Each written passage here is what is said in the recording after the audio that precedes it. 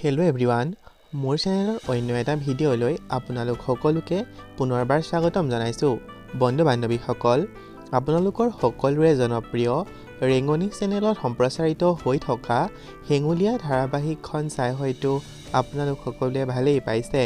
এই হেগুলিয়া ধাৰাবাহিকত অনুপমৰ চৰিত্ৰত অভিনয় কৰা অভিনেতাজন আচলতে কোন হয়, তেওঁৰ প্ৰকৃত নাম কি, ঘৰ ক'ত, এই সকলোবোৰৰ বিষয়ে আজিৰ এই ভিডিঅ'টোৰ জৰিয়তে জানিব পাৰিব। গতিকে বলকচোন আজিৰ এই ভিডিঅ'টো আৰম্ভ কৰোঁ। বন্ধু বান্ধৱীসকল, হেগুলিয়া ধাৰাবাহিকত অভিনয় কৰা অনুপমৰ প্ৰকৃত নাম হৈছে ৰাজপ্ৰতিম বৰুৱা। তেওঁৰ জন্ম হৈছিল 1987 চনৰ 4 নৱেম্বৰ তাৰিখে নগাঁও জিলাৰ ধিঙত। তেওঁৰ শিক্ষাগত অৰ্হতাৰ বিষয়ে ক'বলৈ গ'লে তেওঁ স্কুলীয়া জীৱনৰ পাতনি মেলিছিল KB হায়াৰ ছেকেণ্ডেৰী স্কুলৰ পৰা। তাৰপিছত তেওঁ গ্ৰেজুৱেশ্যন কমপ্লিট কৰিছিল ধিং কলেজৰ পৰা। তাৰপিছত তেওঁ অভিনয়ৰ লগত জড়িত হৈ পৰিছিল।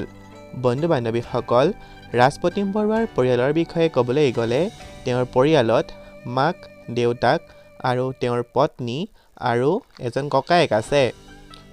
তেওঁৰ দেউতাকৰ নাম হৈছে সুৰেন বেজবৰুৱা আৰু মাকৰ নাম হৈছে দীপালী বেজবৰুৱা।